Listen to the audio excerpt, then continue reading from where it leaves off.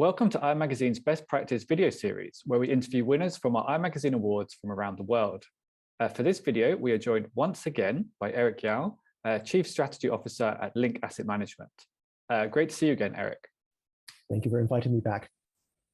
So previously, we spoke to Eric about Link's award-winning annual report, but the company was nominated in several categories at the iMagazine Awards Greater China.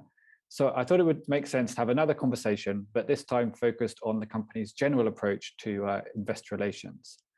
So to kick us off, Eric, could you talk to us a bit about the IR department at Link Asset Management? You know, how it's organized, how many people, how do you divide up those responsibilities, those kind of things?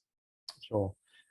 Investor relations team consists of one general manager and then two managers and also one analyst. So it's actually a very small team of 4 individuals, but those 4 individuals,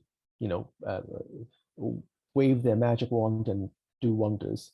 So they do from managing, of course, the interim and the annual report each year.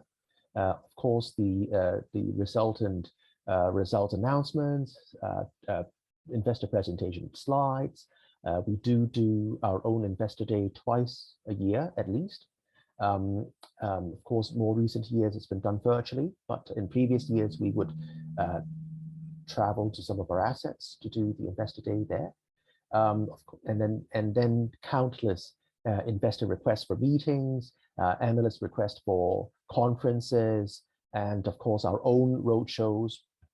In the years before, we would fly each year, once to Australia, twice to Singapore, twice to Japan, twice to UK, once to the US, and maybe another trip here and there to fill the space, fill the gaps. So it's actually quite a busy year for investor relations throughout. When we have blackout, we need to work on the results. When we don't have blackouts, and it's basically jam-packed with conferences, NDRs, roadshows, and meetings and site visits.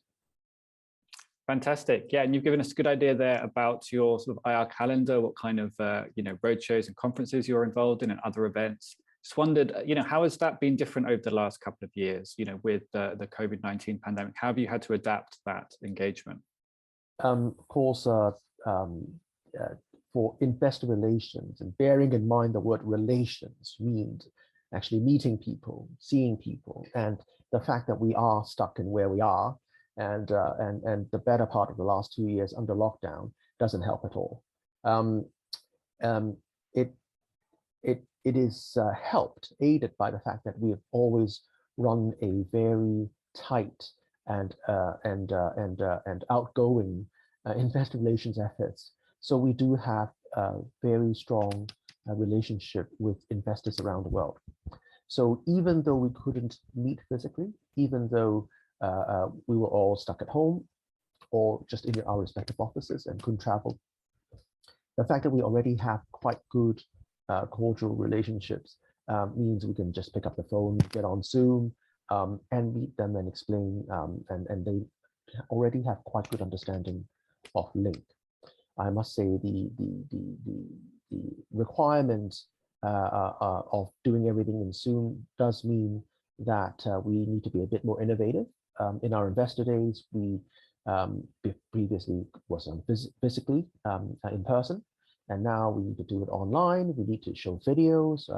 The team has become very skilled, very savvy in video editing, because we're in a business in real estate, and we're in shopping centers and offices. So these are assets that we need to show our investors, show the market, and we need to demonstrate, are there people in there? What sort of people are in there? What tenants are in there? What tenants are operating? How well they're operating? What kind of footfalls? Like, we tell them about the renovations done. What renovation? If nothing, a picture still speaks 1,000 words.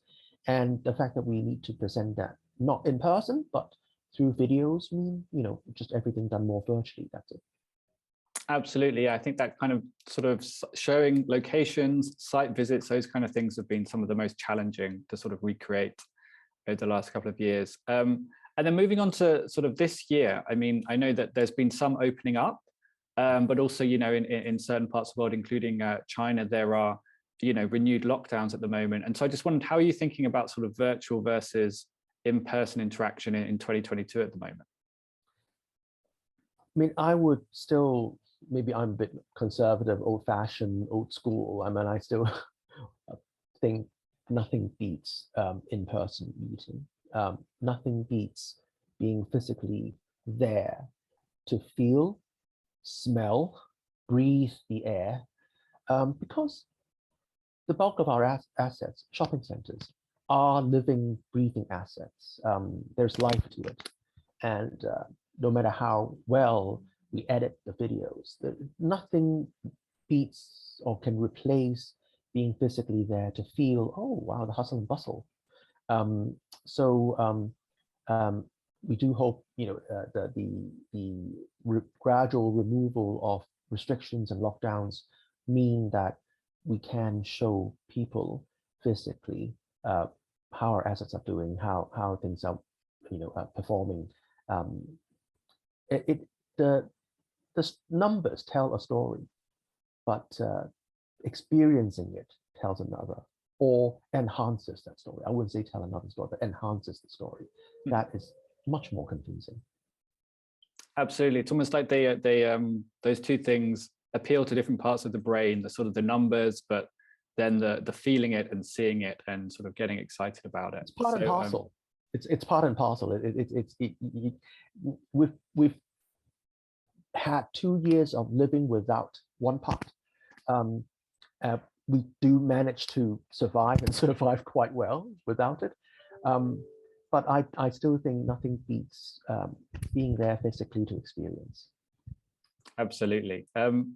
And in a a sort of the last year, which is had the huge challenge of the continuation of the COVID-19 pandemic, and then lots of other things happening as well. But I wonder, just from your perspective, from your company's perspective, what was the sort of the biggest IR challenge that you faced over the last 12 months, and how did you sort of think about tackling that?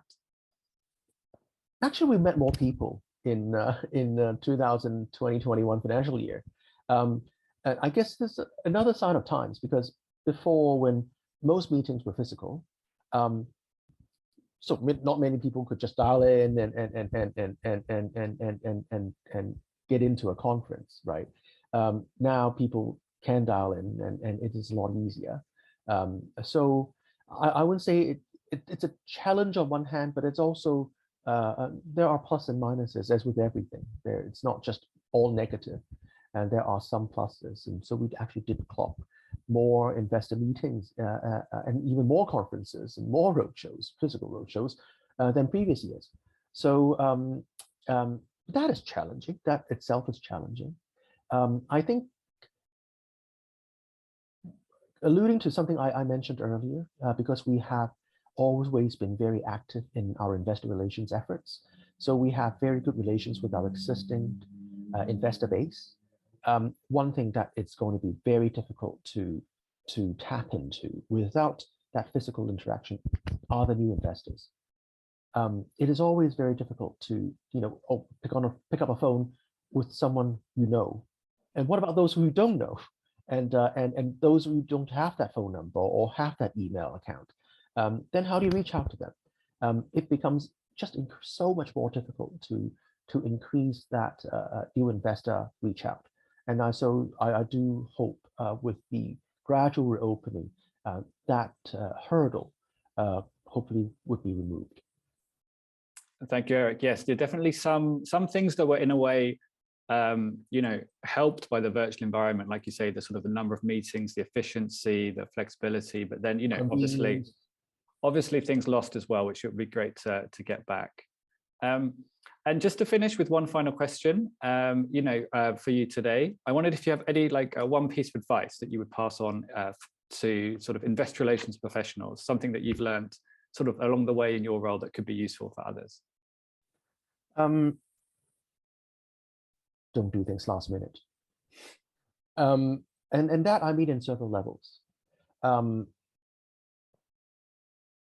Investor relations, as I always say, implied by the word relations. Relations need to be developed.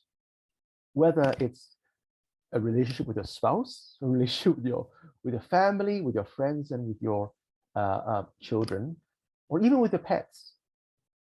Relationship takes years, time, effort to develop. So, and you earn a lot of brownie points by being active in that engagement, by being persistent in that engagement. Many a times, we show up in conferences, and that I mean like years ago when we were physical conference, and it was market downturn. It was a difficult period, and I got an investor telling me, "How nice of you to come." I said, "What do you mean by that?" "Oh, because all my other meetings with your peer companies have been cancelled."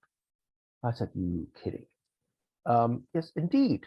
We are the only company among our peers who bothered to show up in London in that very major industry conference, annual industry conference. I was like, wow. Yeah, because they just because the market didn't sound, wasn't strong, and people just canceled the trips last minute.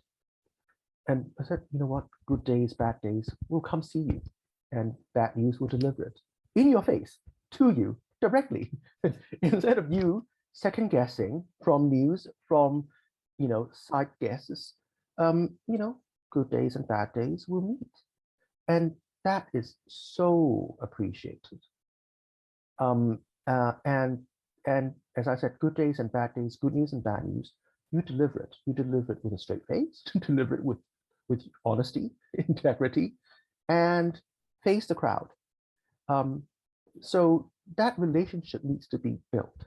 And as I said, in good days and bad, through thick and thin.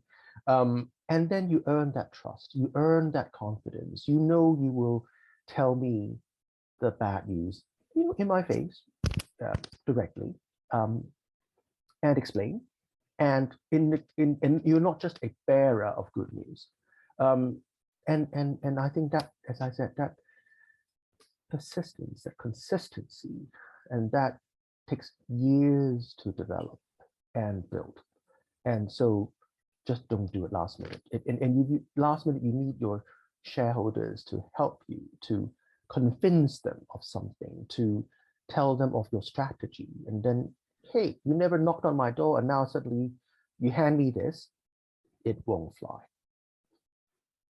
Thank you, Eric. I think that's great advice. Relationships of all kinds, they take a lot of work, especially long-term ones, and that includes investor relations. But I think that's a great point to finish on. So thank you so much for talking to us today. It's been really great to hear from you, and just to hear about how you do investor relations at Link Asset Management. So thank you so much. Thank you very much.